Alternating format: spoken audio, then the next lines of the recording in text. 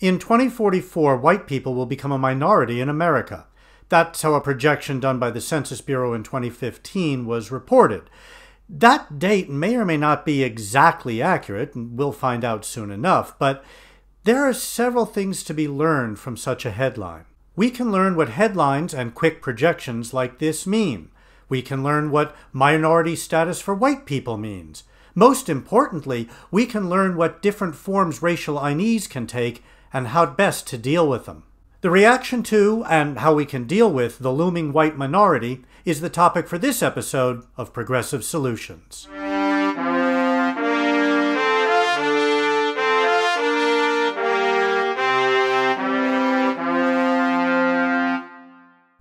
As always, I want to hear from you. What topics would you like to see covered? What did you like or not like about the way we covered this topic? Write your thoughts and ideas in the comments below. And if you like this video and want to see more, hit that thumbs up button and be sure to subscribe. Also, ring the bell so that you can be notified of future videos when they're released.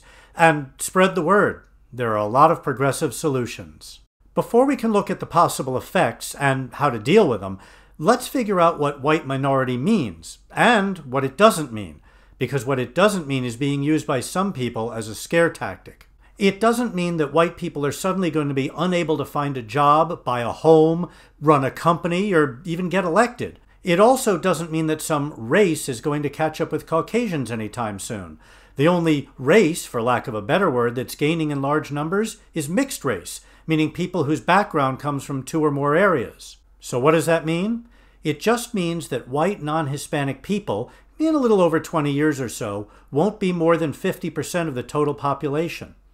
So why does that scare people? And why shouldn't it? And how can progressives frame the issue? Let's go back to the 15th century. It was the beginning of the Age of Exploration, for Western Europeans anyway. As Western European nations began to compete to find new places and new sources of wealth, an economic theory grew known as mercantilism. One of the basic tenets of mercantilism was that wealth was a fixed thing. There was an exact amount, and in order for one country to gain wealth, it had to take wealth away from another country. This concept, that for one to gain, someone else must lose, is called a zero-sum game. This theory was behind the exploration, exploitation, and colonization of new areas. It was also used to justify claiming lands that really belonged to others and then subjugating those others for profit. Interestingly, during this time, the concept of race was born as a justification for subjugating people of inferior race. The mercantilists were wrong. Wealth isn't a zero-sum game, and eventually, well, after a few centuries, this idea began to wane. But the concept of the zero-sum game still persists, almost always in areas where that notion is still wrong. Even today, there's a pervasive notion in politics that power is a zero-sum game. If you want more power, you have to take it from someone else, and meanwhile, they're trying to gain power by taking it from you. This is what is known as politics as usual. That zero-sum game notion is also used by many politicians to make white people afraid of the impending white minority. After all, the propaganda goes, if people of color outnumber white people, then the power of white people will diminish or disappear completely.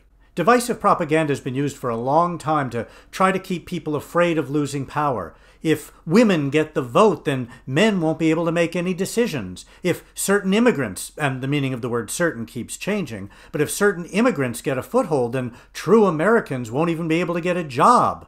The list goes on and on. Communists, socialists, illegals, inscrutable Chinese. I could keep going for far too long for this video. The point is, there's always a boogeyman who's coming to take away your power. But it's all false. Power, influence, wealth, these are all flexible resources. Their total amount keeps changing. For example, many people have learned to gain power by sharing it. Give someone else the stage or give them the power to make decisions, and they and their friends will support whatever you want. They'll even want you to be their boss because they know you believe in them. The same is true of wealth. When we invest in good infrastructure, we're not throwing tax money away. We're creating a system where more businesses can start up and more jobs are available and more wealth is created. And by the way, throughout most of the 19th and even into the early 20th century, many businesses understood that. That's why they favored the growth of government. And just because other people gain more control over their own lives, it doesn't mean you lose control over your life. In fact, as other people can manage more easily, that increases wealth and opportunities for you too.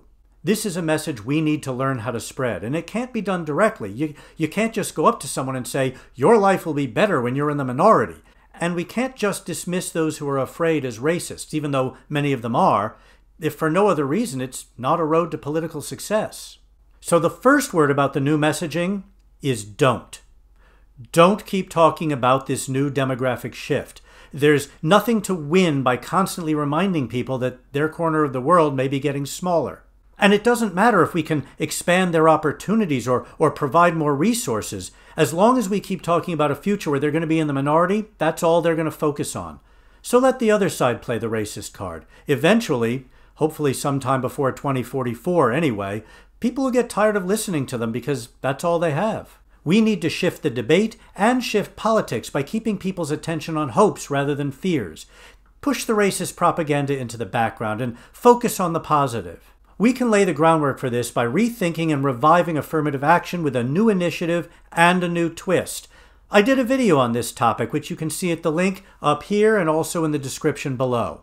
We also need a new farm policy, one not based on subservience to corporate interests, as farm policies of both Democrats and Republicans have been for decades, but one that stands up to corporate power. 95% of American farmers are white, and that number's not going to change much anytime soon.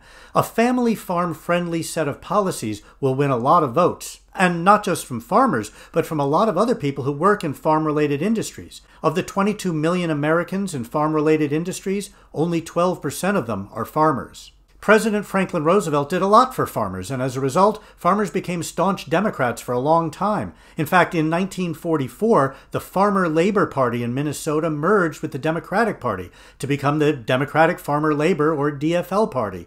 And that's still its name. We can repeat a lot of FDR's work, updating it for the 21st century. For example, the Rural Electrification Act, which brought electricity to farms and other rural areas. Today, about 60% of farms don't have broadband internet access, and about a quarter of farms have no internet at all. And farmers that have broadband can tell you that the satellite data they can download saves them a fortune, as they can micromanage things like crop rotation, irrigation, and other activities to match changing soil and water conditions. This is a boon to these farmers.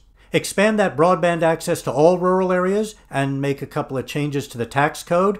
A lot of people in those areas will be able to hold down middle to high-paying jobs while working at least part of the time from home. Another result of this initiative will be that a lot of people who currently live in the big cities and the high-end suburbs will move to more rural areas, and they will bring their big city, that is to say progressive, politics to these rural areas and help change their views as well. We can provide funding for rural areas to open smaller schools with connections to the big city schools. This gives rural children an opportunity for a full range of educational possibilities without having to ride a bus for 3 hours a day just to get to school and back. And yes, I know that virtual schooling in the age of the pandemic has not been very successful, but that's because teachers and administrators haven't had time to figure things out yet. Give teachers and administrators the time to develop new curricula designed for distance learning. Combine that with the small, local, actual schools that kids attend and classrooms that kids are going to be sitting in, the results could be amazing. Also, we should expand both intracity and intercity mass transit, even if it's just for the big and even medium-sized cities. The result will be that people in rural areas will find it easier to drive to those cities without having to deal with massive traffic jams. We also need to look at something else.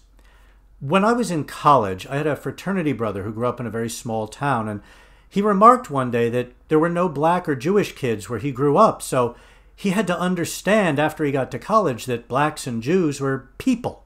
Long before that, I went to an elementary school in a city where the neighborhoods weren't officially segregated, but they really were, and so the elementary schools were de facto segregated as well. One of the results was a junior high school that closed very often due to race riots. The school district implemented an elementary school integration plan that started with pairing mostly white schools with mostly minority schools. In the first half of elementary school, kids from both of those school areas would go to one of those schools, half of them being bused. Late elementary years, they'd go to the other school, with the other half being bused. Within a few years, the race riots at the junior high school went away. They became a thing of the past because kids at a much younger age were already integrated. They got used to each other. We now know that school busing didn't solve all the racial problems, but it certainly solved that one. We need to find new ways for white people, especially young kids, to interact closely and deeply with people of color. Weekend and summer programs where kids get to learn about how people in other areas live would make a huge difference and be kind of a new kind of summer camp. We can also use the power of the internet to combine schools as sort of sister schools where kids get to talk and even work on school projects with each other. Maybe even extend the semi-virtual classroom idea to have kids from both schools taking classes at the other school.